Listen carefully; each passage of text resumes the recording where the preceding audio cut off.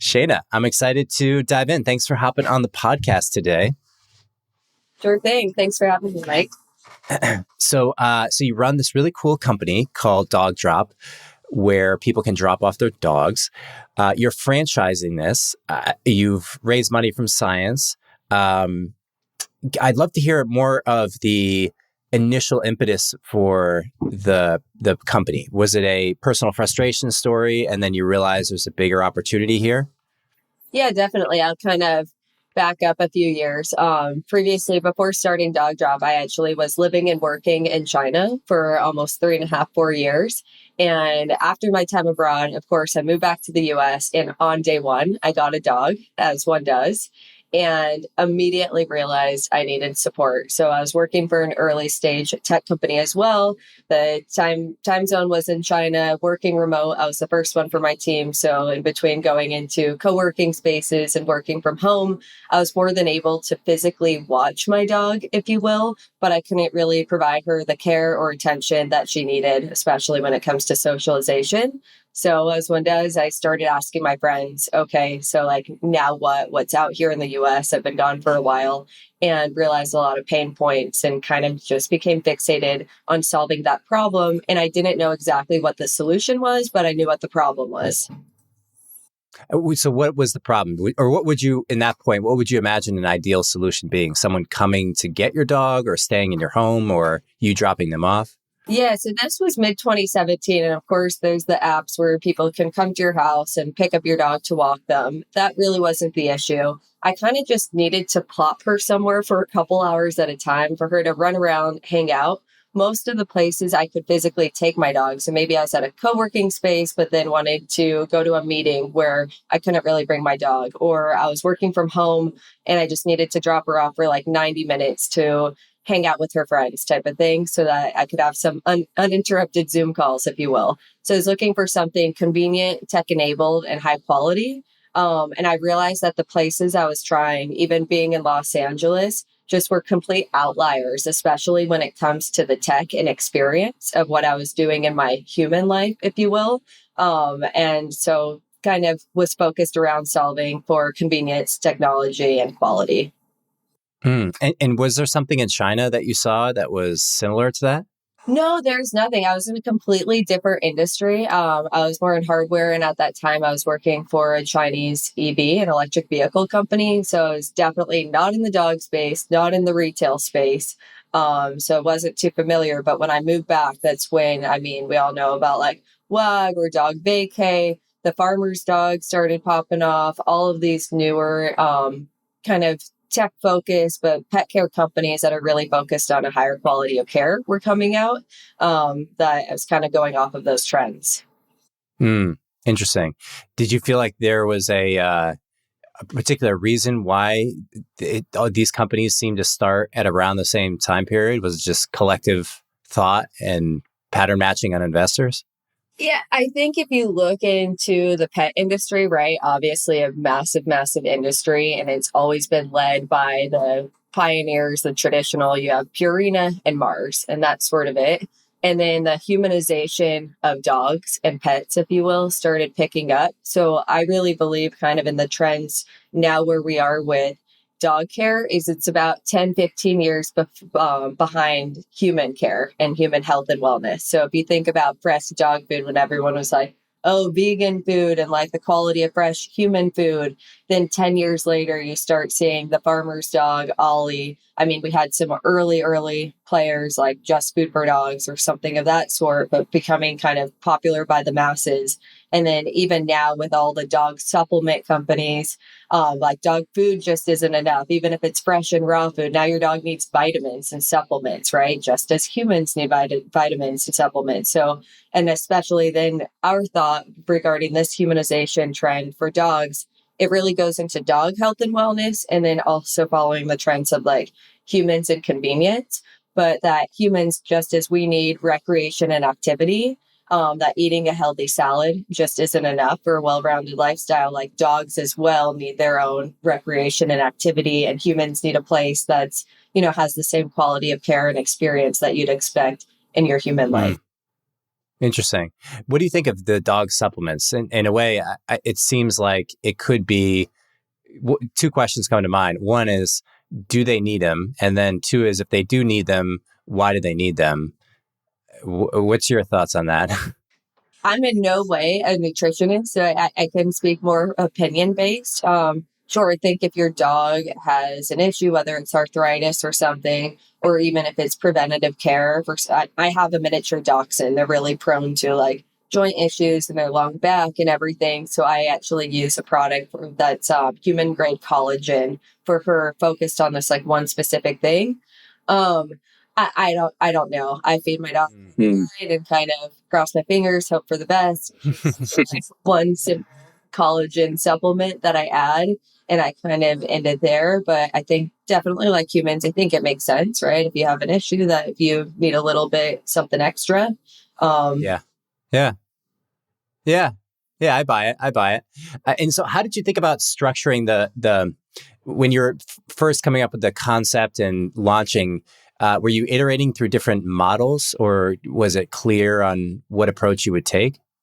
Yeah, actually, our first thought was a B2B model, especially focusing on dog friendly workplaces. So at this time, I was going to a lot of different meetings, like business development meetings, marketing meetings at different dog friendly offices. And I was like, holy crap, there are so many dogs in offices in Los Angeles, right? So I like hadn't been back in the LA scene in a minute. And I was speaking with folks there, and they're like, okay, if your dog was even had like a 1 hour walk in the middle of the day or something, then they'd be a lot more relaxed, a lot more controlled in the office, booming to employee productivity, happiness, all of that good stuff that employers would want to pay for. So that was kind of my first thought of like, how do we solve this issue? I think our concept has always been like the way we're incorporating our dogs in our everyday life is, it's changing. We don't now like leave our dogs all day and then just come back to them. They're kind of in and out throughout the entire day. So people want to take your dog to the office, but maybe your dog still needs to get some exercise outside. So that was our first thought, to go there. And we started piloting with a few tech companies in Santa Monica, and that they were offering, we would go to their offices and walk their office dogs and then bring them back. And then they'd be better relaxed, sit better under the table, under the desk, so that their employees could be more productive. And the biggest thing we kept hearing is like, how can you help me outside of work now? They're like, you guys are awesome. The dog parents were like, oh, you guys are super cool. But like now, once I leave work, how do I have access? So we actually wanted to provide spaces, physical spaces where we could decentralize dog care and just have these spaces everywhere. All right. So up until that point, I would imagine the logical thought is go down the direction of WAG, which seems to be, I don't know if they've changed it all, but I know they raised a ton of money. I don't know how successful they are, but their concept is we just come to your house with somebody and then walk dogs, usually in groups. One person walks a bunch of dogs in an area, and makes sense. Yeah, so obviously WAG was already existing, right? We're not going to do the same thing. Actually, the CEO of WAG, Garrett Smallwood's an investor in Dogdrop as well. So quite familiar with the company. I think it's very cool what they're doing. But we started realizing what's really interesting regarding the dog's socialization and the benefits of off-leash play, right? That sometimes even the walk we would take the dogs on was just not enough. Then, once you take your dog's leash off, I don't know if you have a dog, it's like pure joy and freedom. Yeah. Once you cross to on the other side, you take the leash off and they just go for it. It's a completely different expression, exercise, socialization, recreation that the dogs have. And so we're kind of going off of that. And then obviously when it comes to unit economics, you think about, okay, instead of a one-to-one premium service, if I'm walking you, one dog, one human, and then how do we kind of optimize that business model? All right. So then you think, hey, let's make a physical place that we're going to open up and people drop their dogs off there, or we pick them up from their house and bring them here. Is that? Yeah, something along that line, right? And at this time, of course, you're like, Uber doesn't own any cars, like WAG doesn't have any dog daycares, Airbnb doesn't have hotels. So at first, we were pretty hesitant towards that model.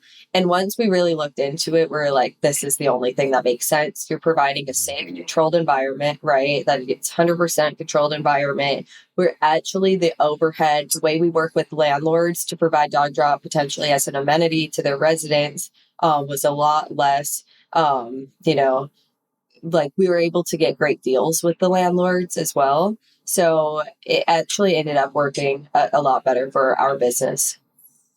So were you iterating between or thinking between the models of, hey, let's find people who have big houses and then let dogs drop off at those houses, run around like crazy, and then turn them into little micro businesses versus, hey, let's buy or rent out a space and then own that space and become a storefront?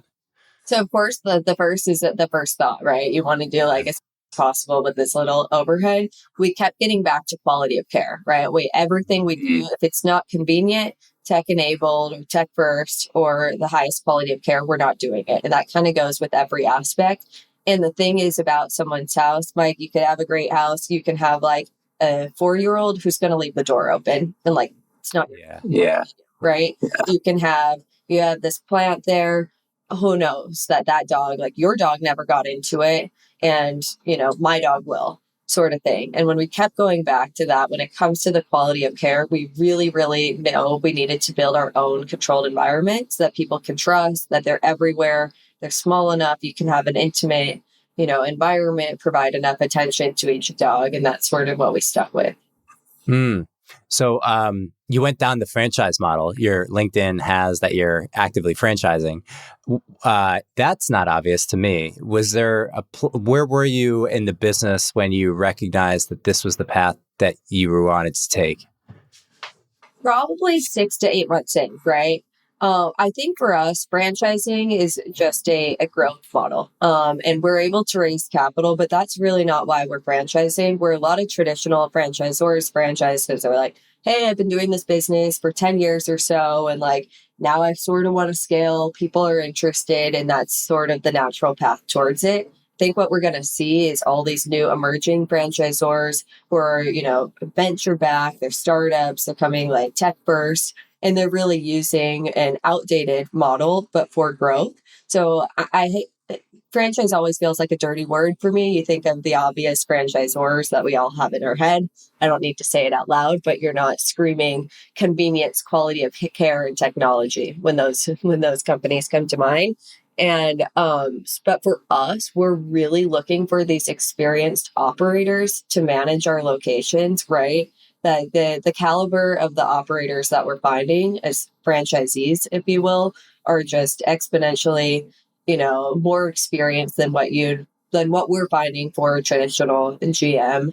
And so ownership and to launch in territories, right? So we're launching, let's say, a whole market. We're not just, hey, here's one cool dog daycare in your market. Like, let's start with 5 sort of thing. Let's start with 10 and to really grow that way and to give people an opportunity to run these businesses. Yeah. It's interesting, this conversation on franchising versus owning. You can see plenty of examples on either pathway work. If you say you're advising someone that has a business doing something in a market, and maybe they have 1, 2, 3 locations, and they're debating, should we raise money and scale, manage our own storefronts, hire our own people, or franchise out? Franchise, tell me if this is different than how it is, but I think of a franchise as as a entrepreneur type person wanting to run their own business, being willing to put down a payment anywhere from 10,000 to 150,000 range. And then they open up their business and they get an instruction manual from the franchise owner, and they get some kind of coaching. But largely it's up to them to do the hiring and the actual work itself. And then the revenue is split usually. Is that right? Some kind of 80-20, 60-40 split, or how does... Every business has different royalties, but pretty much you're on the traditional franchise model. So you're not really wrong in any of those aspects. I think what you're seeing now is that Maybe on paper, franchising, it has to work a certain way, right? But now, especially venture-backed businesses, the amount of resources, Mike, like you said you're in Portland, right? So if you're like, hey, I want to open 5 dog drops in Portland, our business, we care about our brand. If you're launching a random sandwich shop per se, that's a franchise in Portland, you might be like going a little rogue on your social media. We're like, yo, what's going on here? It's like Mike and Mike's uncle and his nephew here, and it could be super off brand.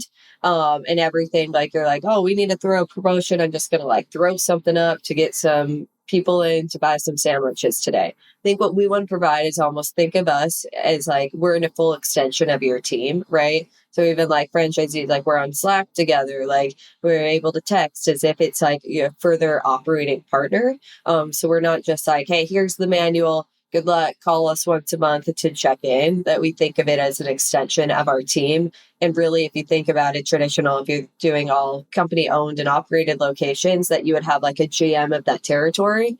And that's sort of what the way our relationship is that we're building it, so that we can really be a better resource and an extension for that franchisee in that market. Gotcha. Are you transparent with the deposit and the revenue models, or are those negotiated with each person? Yeah, so you can even see on our website. So our franchise fee is $40,000. Actually, this next year is going to be $45,000, and it's 7% royalties. So basically, if you're like, hey, want to open a dog drop, our minimum is 3 units. Right now, we're actually increasing it. We're only doing like 5 units, so 5 pack. You can buy 5.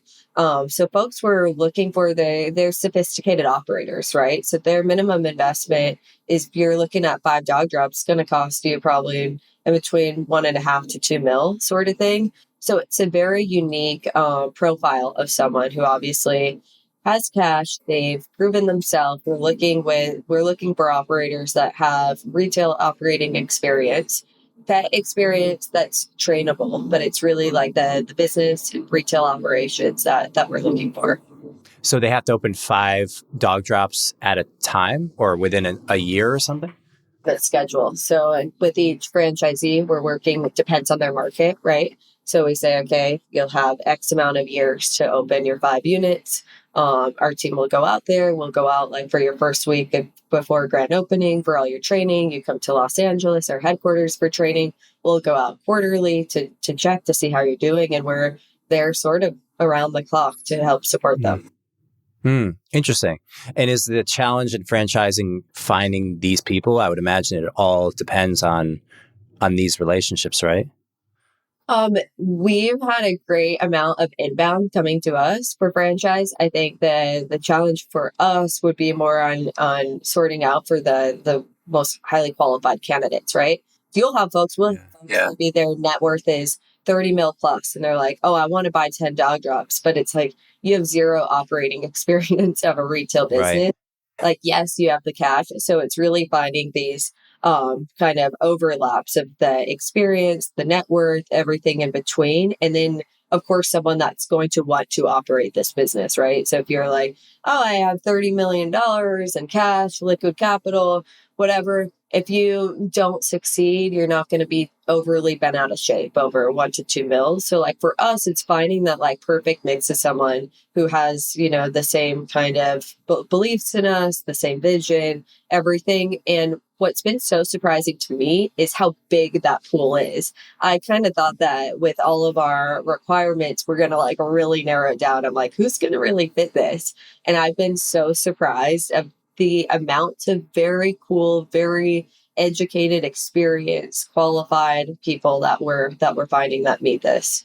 Wow, that's interesting. So it's certainly not a problem of finding these people that are out there with cash, but more the operating experience seems to be the bottleneck. I don't know. I think I wouldn't even call it a bottleneck. I think it's just going through, getting to know people. And I think they're out there. We're finding them. They're finding us. So we're super excited. And what's the downside of franchising? Is there a like, if you were to go out there and say, hey, we own everything about this business, we're hiring people directly, do you view it as a venture, looks at it as less? I mean, it can't be equal. So it's either less or more interesting from a venture perspective or something else. I would say venture is used to company owned and operated location. Yeah. Yeah. They're used to. I think, and then when it gets to the downside of operating a business, if you own 100% of something, you have 100% control of something.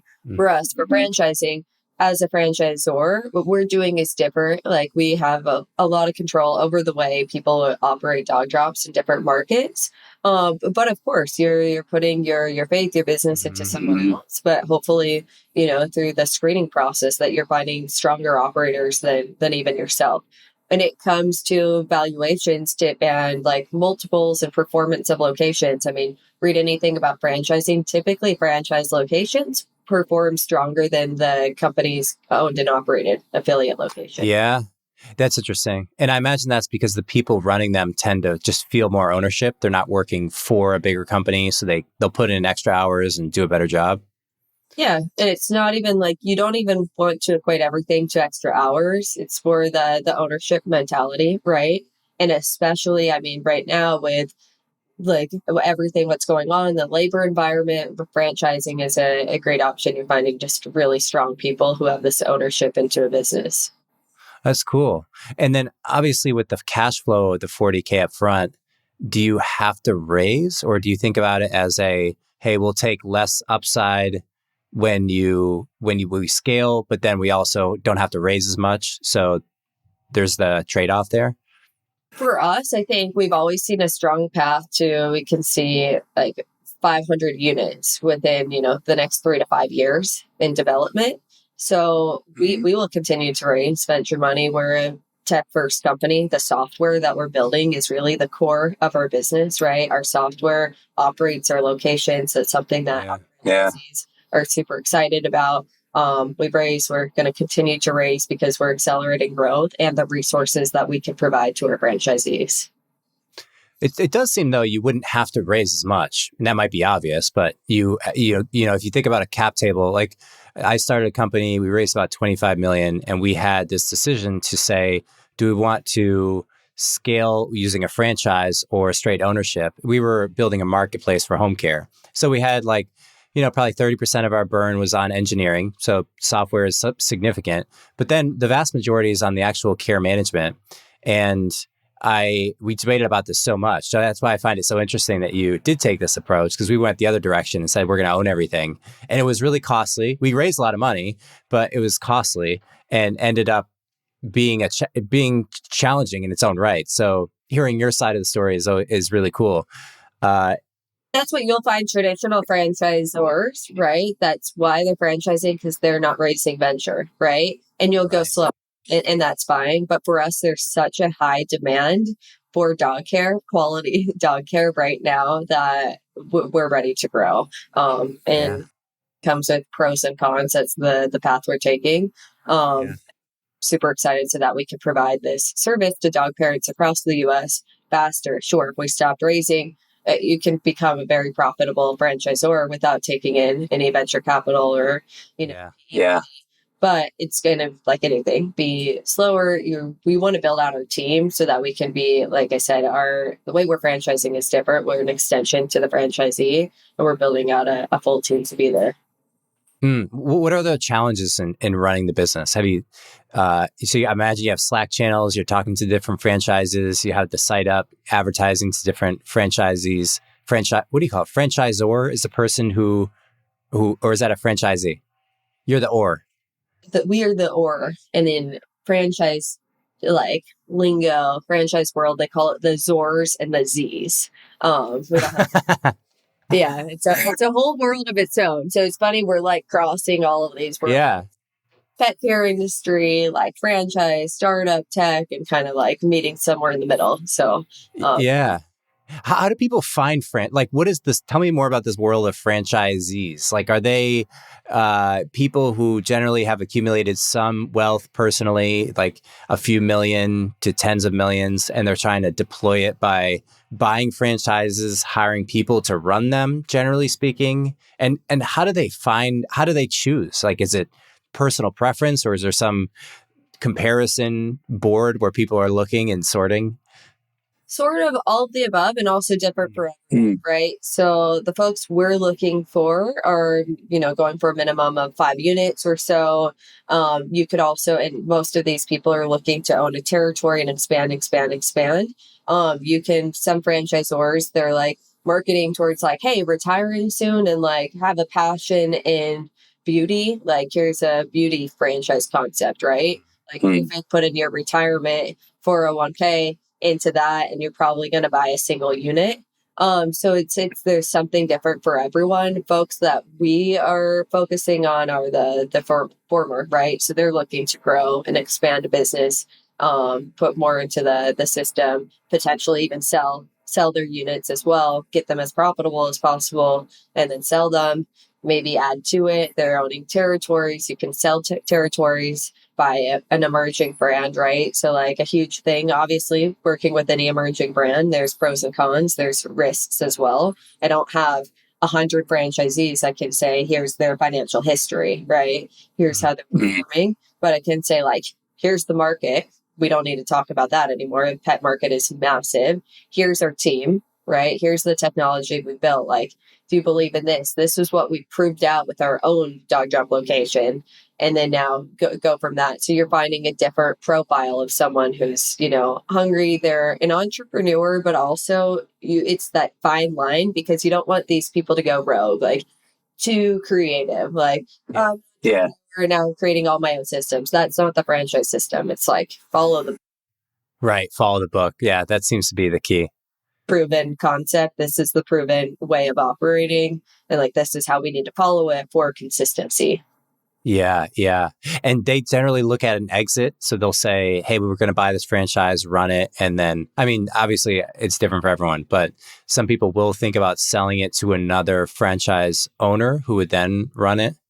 Potentially, yeah, there's a lot of opportunity and a lot of creativity in franchising, right? So people, they want to buy the territories like, hey, Tampa might be super hot. And so I'm going to buy that territory now and like wait for the system to grow and potentially sell that territory for more. Or so you might be selling to a different franchisee, maybe someone that already owns dog drops, maybe someone who doesn't own them but is interested, but then doesn't have to start from ground zero at site selection, construction. It's like, hey, this unit's already been operating for 36 months. Like, imagine walking into a business with customers and cash flow type of thing, right? Or even selling back to the franchisor. You see all the time about franchise businesses, they're buying back their franchise locations, right?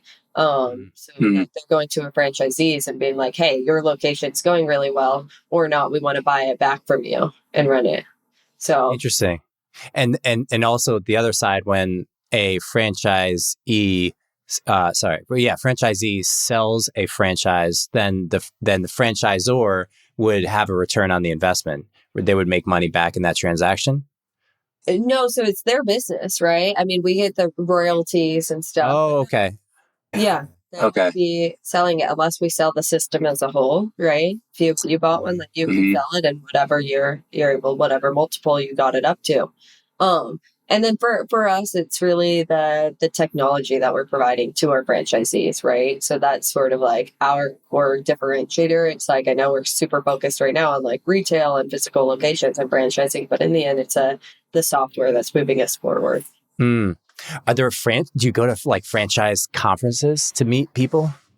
They are a world of their own.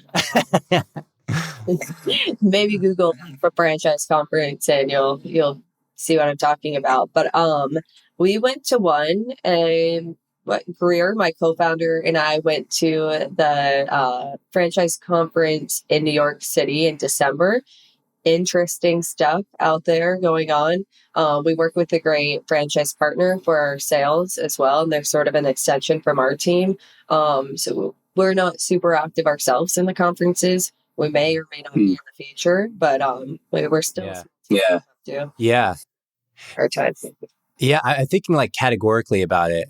Like, does every business make sense? Every local business There's this consolidation effect that certainly happened in retail where rewind the clock and your average town is owned probably 100% or split between a banker, every, shoesmith, every bakery, every restaurant, they're all independently owned. Then there's massive consolidation when Walmart comes out and says, hey, we can just launch this and we can effectively create all the local stores in under one building, have better operational efficiencies and purchasing power, drive prices down. That displaces a lot of those local businesses, for better or for worse. You could debate that, but that's what happened to a large degree. Then the franchise model, I'm trying to rectify with the trend that's happening. So if a franchise comes in, they have the purchasing power and the power of scale, but they're independently owned. So it's like it's a piece of the Walmart and a piece of the small business together. And I'm thinking, is that what it looks like? Like you have the economies of scale, you have a proven playbook. I think when you're going into this, I won't go too far into Walmart and this and that, but right, I think the main thing is that franchises typically perform better than your own mom and pop like retail location, right? Because the support that they're given, some people would argue that totally depends. Some franchises don't, right? But also every retail business is not franchisable. And so that's a huge thing is is your business repeatable? There's a lot of operations, right? If I own my own doggy daycare, right? Let's say I'm just like, this is Shaina's doggy daycare. I could do everything a very different way. We're ready to scale Dogdrop to 500 locations. I can't have it living in Shaina's way. It needs to be scalable. It needs to be repeatable. It needs to live up here. The processes, the systems need to be very different than if I was operating a single unit. And so I think that's a big thing is seeing, is your business ready to be, is it franchisable, right? Is it a scalable business? And some businesses can do super well running in their kind of unique way, but that's not scalable. And they might perform better than that very scalable business, but that they can't get to multi-units. So I think that's something to be wary of, that it's not for every business. But when we built Dogdrop, obviously it's a venture-backed business. From the foundation, all of our operations, all of our processes, the quality of care, the requirements, everything that we put into it was built to how to get to, 500, 1,000, 2,000 units type of thing within an X certain amount of period, so that we are building off of that. You'll see let's say you have a cool local coffee shop and you're running it in Portland. And so you're kind of doing it Mike's way, and you've gone a great following and you've done it for 5-10 years and people love it. And they're like, hey, now let's franchise. You're going to have to go backwards. You're going to have to go through all your own everything from the ground up, because you're not building it with that foundation in mind. So there's challenges. Yeah. I wonder if you may know this, but I wonder if that's opportunities in and of itself, where say somebody does have a great local business. They figured out some way to make ice cream in this really cool way where they shave off the things and add some cool color, or whatever they do. And they make this great product. People love it. The owner's like, this is something I just kind of came up with myself. I'm a baker. And then you reverse engineer it to make it scalable in a franchise to grow it. You can almost have that be an expertise in and of itself, where you go in like a doctor and you say, okay, we need to build out communications, logistical flow, supply chain, purchasing, all this stuff needs to be built in a scalable fashion, but you could do it. And then that, turn that ice cream shop into a franchise model. But I guess personality types have to line up, like the owner has to want to do it. And personality types. And the other thing is how far you've gone and if you need to change your existing system. I think that's what you see when it comes into a lot of private equity roll-ups. So let's say I went out, everyone's like, why don't you go out and buy 20 20 dog daycares, convert them and run them like Dogdrop. So we do our brand, we revamp it. We're like, hey, cool, you already have customers, but now I'm Shaina coming in and I'm like, this is the new way of doing things around here because we're going to make your business better. People don't like change. That's for sure, right? So I'm going to have a hard time telling you, who's maybe run this business really well and you have a ton of customers, but now I'm saying you've actually might have done pretty well or not, but whatever you've done, throw it out because now we're doing it the Dogdrop way. And that's what a lot of PE roll-ups try to do. it's really hard if you're like, hey, I've been doing this for 10 years and now this guy's going to come in and we have our own business. It causes a lot of tug and pull. So for us, that was a huge thing. And like, building from the ground up to provide one, like the culture from our own side, and then the experience for our customers and our members. It's a tricky thing. I think there are a few companies that have done that, these roll ups well. Especially in the vet space, you'll see a lot of, vets go in and they'll do big roll ups and then slap a different name on, a 3-letter name, something of that sort, and then call it something else. And eventually they've done pretty well, but that there's probably only few that I can point to that have been able to make that. Yeah. It's interesting that vets would work well. I wonder if that's because of the fact that there's a medical services that you're selling that people are more or less preferring. Like I think of a coffee shop. Part of the thing I love about a coffee shop is that it feels unique. I don't like going to Starbucks because it feels like it's just kind of going into the factory of coffee. No offense if you like Starbucks, it's all good.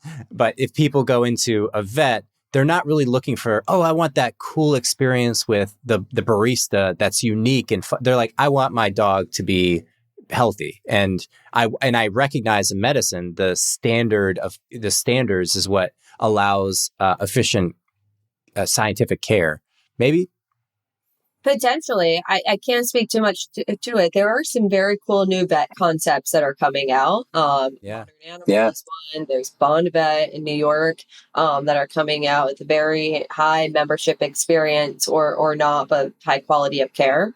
But I think what you said, the first thing is like, is it the scientific approach or how it works? I'm not so sure, but I've seen it before. I mean, dog daycare business is great cash flow, but if you're trying to build a strong brand convenience experience, I think it would be difficult to do. Random question, but it's something I've been wondering about in the pet space that you might know. How common is shooting a dog up or cat up with a little tracker, like a GPS tracker? Do you with this? I'm like shooting up a dog. Maybe I should say injecting. Yeah, either word, whatever I say. But I think it's very common hanging out with the wrong people. Do you mean like a little microchip? Yeah, microchip. That's the right word. No, not in the collars, but like under the skin, where they are, under the fur, where they shoot it in, and they can not necessarily track GPS, right? It's tracking with a passive RFID. If the dog gets lost, you can see the ID of who they are. I mean, that microchipping technology has been around for forever, decades, that people, basically, most people, when you get your dog spayed or neutered, they'll microchip your dog at that time. Oh, okay. Yeah, I can't say specifically to the percentage. I would say most people who spay or neuter, and then especially if you got your dog from an adoption agency, most adoption agency shelters, they'll require to put in a microchip as well if your dog was lost. I don't know what that percentage is, but I would say that's pretty much common practice. And the microchipping, it's so cheap. If you think about it, I don't know, it's maybe $30, $50, $100. I'm not sure. So there's a low barrier if you're already doing a spay and neuter, which is a couple $100. Interesting. I didn't realize how prevalent it was. I don't have a dog, so I never had to go through that question. It is pretty cool. Yeah. How about on this topic? How are people? If I think of the industry of dogs and pet care, we have different verticals like food, nutrition, care of the dog, which includes walking and house care, and you guys would be in that category. Then you have shelters. You have edge cases where what do you do? Adoption, buying a dog, selling a dog, trading a dog to somebody else. Then there's dogs that fall through the cracks, and that goes to shelters, which I think in most cities in the U.S. is a public institution. It's funded by taxpayers. If you see a wild dog on the street, you can call the shelter. They'll come, they'll capture it, and they'll put it in a publicly funded home, right? Do we, in large part, do you know if in the U.S. if these public shelters are euthanizing pets? Are they just keeping them there indefinitely? It's different state by state, county by county. You'll see there are so many private shelters right now. It's so great to see. There's so many private, and and this is a whole different kind of business environment as well, because there are such a variety of different shelters that you'll have. Let's say like Mike, you can start your own nonprofit, and it's like you and your wife or something, and you have your own nonprofit running your own shelter inside your house, right? And then you'll have an organization. We actually, one of our investors through Mars Pet Care, it's called Michelson Found Animals. And they're a massive nonprofit organization too. So then they have all of these resources. It's a completely different business. So if you're working and wanting to partner with the shelter, I don't know who I'm talking about. I'm like, is this Mike and he has like 5 other jobs going on? Or is this something like Michelson Found Animals where you're like have a whole team of people fully committed? So there's a big variance in between. But it's very cool to see. I mean, we work with a lot of different shelters that are primarily local in Los Angeles. I can't say about euthanization. It's different state by state, county by county, but it's obviously horrible. The goal is to end that. And to be able to get dogs and cats and all animals in homes. Yeah. Yeah. But I would imagine the numbers don't line up where you need this shelter, whether it's publicly funded or privately nonprofit run. It would seem like worst case scenario is animals are just living a life of suffering. If there's I wonder what we do right in the US, because it seems like every city I go to, I don't see wild dogs.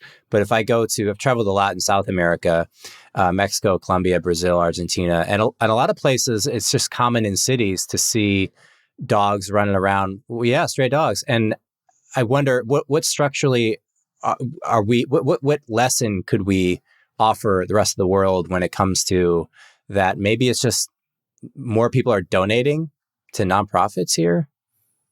I'm not sure. I think it's hard, right? We can't take something that we do in the US and be like, hey, now let's try it in a different country. I think we've seen that in a pattern of multiple things, and it doesn't always work. And sometimes I've traveled a lot too, and you see stray dogs and street dogs. Sometimes they're obviously super underfed, but then it's very cool when you go into these towns and you have the street dogs and they go to this local coffee shop. Yeah. Kind of like made a life of their own, right? So to say, now let's live in our American shelter and put you in a kennel for 60 days until hopefully you get adopted. But then you see the complete opposite, right? Where dogs are starving, and it's just so heartbreaking. So I think you really need to look at each environment differently. I'm not, an expert. There's a ton of experts in animal shelters who this is what they live and breathe every day. I'm not one of them, but very cool about the work that they're doing. And there's a lot of tech companies trying to help them to run their nonprofits and organizations better, right? So that they can be more efficient, so that they can get these dogs adopted, even in a more efficient way. Yeah. Yeah. It's interesting nonetheless. Are there other areas of the pet space or otherwise that you find are changing quickly, or there seems to be a lot of either VC attention or entrepreneurial innovation? Yeah. The vet space has been massive. Yeah. Everything, like how we have telehealth, the same thing for dogs, right? So all of that is massive, getting lots of funding. So I think that all goes back to the quality of care. I think you'll also see a ton of consumables, obviously, and then better quality dog products, better design, better quality, whether it's for your house or leashes and harnesses. That if you're not a dog parent, so you're probably not getting targeted every day on social media, but other people are. I think for us, like that open space has been in the services, right? How do we provide better services? I think there's a big opportunity that lays there. Yeah. Really what we're missing, especially when we look at, now dog food. I think there's so many players in that. And because I think the market is really just that big. It's big enough for all of these players. And that problem I don't want to say it's solved, but there's a ton of solutions out there, right? But when it comes to the pet care services, they're still not. When it comes to vet care, getting there, now they just need to expand, get places faster. So I think it's finding like where the problems haven't really been solved. Yeah. Yeah. Yeah. It's funny. I never owned a dog, but I have a dog that lives in the house now with my mother-in-law. And I probably had a dog in the house for almost every weekend for the last, I want to say 4 or 5 years in LA. I was using dog vacay all the time. On the weekends, especially, we would just watch dogs and got to watch so many different kinds of dogs, which was really pretty cool. And I just love it. So yeah, Shaina. Personalities. Yeah. Like you think, especially if you're not used to spending a lot of time with dogs, you're like, this dog is super cool. And you're like, but this one's cool. This one's cool. This one's cool. All these different ways. That's one of my favorite things. When I go into Dogdrop, I'm like, I didn't think I was so attracted to this kind of dog until you like see their personality. And oh, I really like that dog. Or like you get so much more exposure. Can you look at a dog or an owner and say like, oh, they're most likely with this kind of dog? Yeah. Yeah. Probably like 80% accuracy. Yeah. Now you see what leash and harness. It's the same thing in human. I can be like, you're wearing these sunglasses and these shoes. I can, in this car, I can say like what collar you're going to wear, what harness, what leash, what dog food. It's the same. Like, oh God. We're all automatons, just buying whatever we buy for ourselves for our dogs. Yeah. But it's cool that there's different brands for like different folks and different activities for their dogs and different breeds and everything. So there's there's so many options for people to have personality. Cool. And where are you publicly? Are you on Twitter actively? Do you do any writing publicly? Anything you want to share? Twitter, Shaina Denny, and then I'm pretty active. I know it's not, but I like to post a lot on Instagram. I have pretty good Instagram community as well. Shay, SHAY, Denny there, and you can follow my dog. The inspiration behind Dogdrop. Her Instagram is Poppy So Hoppy, just as it's said, and for some daily cuteness. I love it.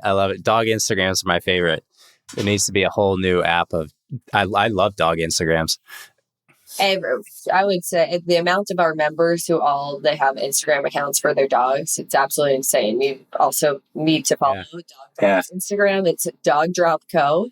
And it's daily content. The stories of these dogs are absolutely ridiculous. Like we're so lucky about the content. That's cool. Working. Yeah. That's what a fun company to work on. Well, congrats on all your progress, Shaina, and I hope you guys keep onward and growing. It's a fun company to watch. Thanks. Yeah, still at the beginning, a lot of work to do, but we're having a lot of fun. All right, take care. Have a good one. Bye.